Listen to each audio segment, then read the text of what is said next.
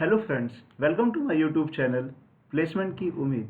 So today we are going to talk about the TCS Ninja interview experience. This interview is of a non-IT branch interview, that is civil, mechanical or electrical engineering students. All asked interview questions are covered in this video. This interview was held on 4th of October. So let's begin the video. In my interview, there are 3 panel members who ask questions one by one.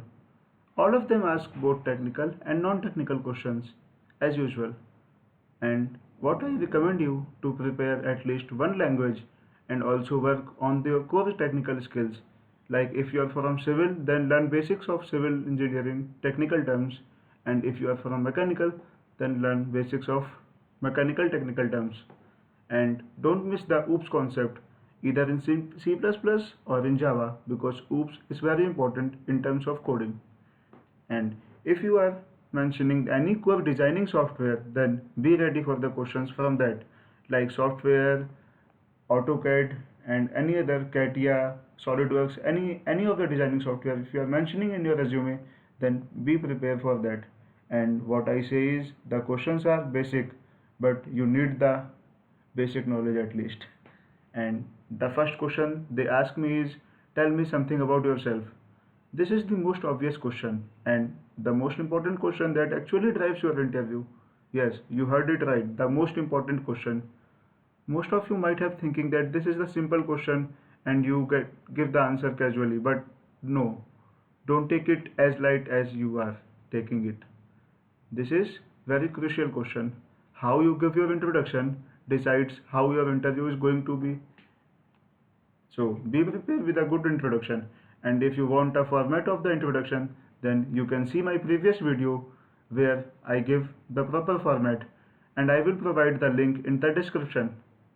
And only talk about those skills that you are ready to give answers, because the interviewer might have asked from those skills. So be true. And then the next question interviewer asks is, what is OOPS and what are its main pillars? OOPS is an object-oriented programming language, which is basically a programming model consists of real-world entities like classes and objects.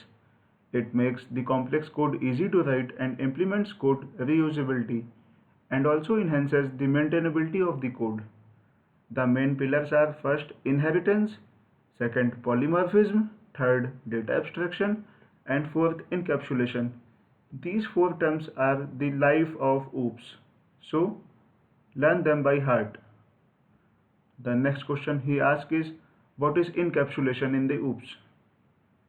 The wrapping up of data and their associated functions into a single unit cell is known as encapsulation.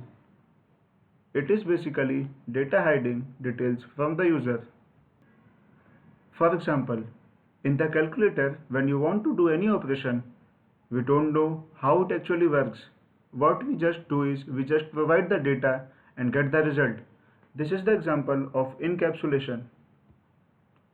The next question he asked me is, can you tell me how many types of polymorphism are there? This is also one of the most important question of OOPS. So there are 2 types of polymorphism: function overloading and function overriding.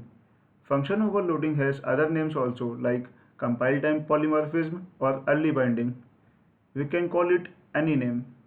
And function overriding has also 2 other names, like runtime polymorphism and late binding.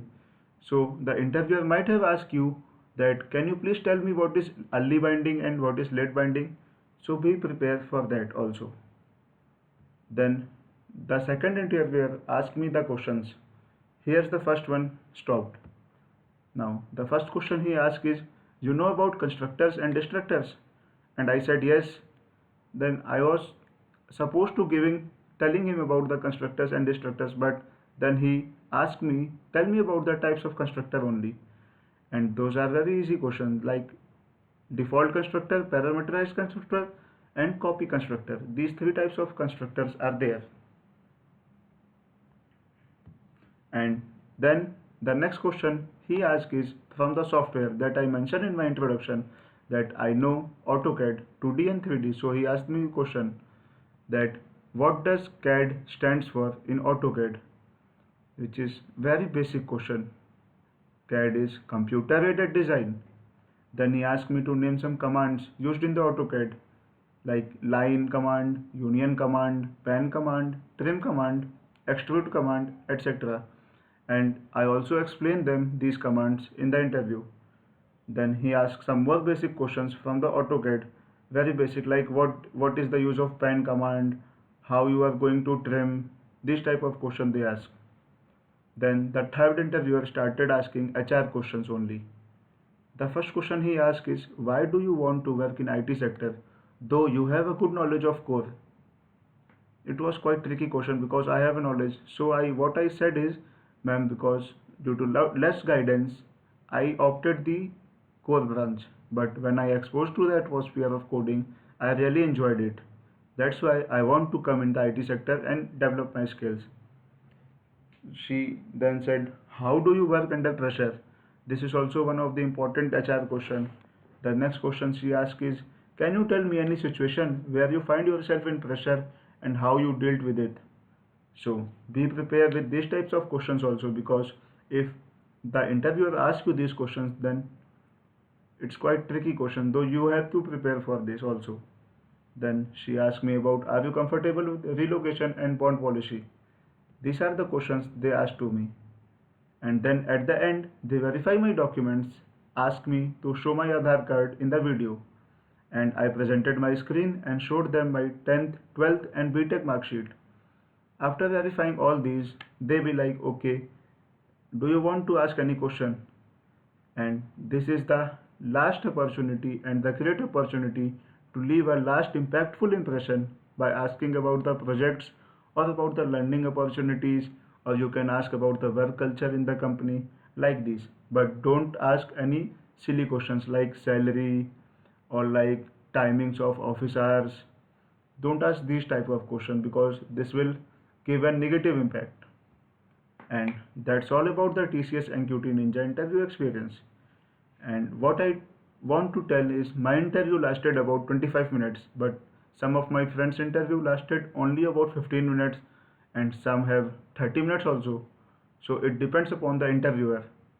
And like I always said, just be relaxed, take a deep breath, and you will going to rock there. If you find this video helpful, then do comment and let me know in the comment section and share it with your friends also. Do like, comment, share and subscribe on our YouTube channel Placement Ki Umeed. Thank you very much.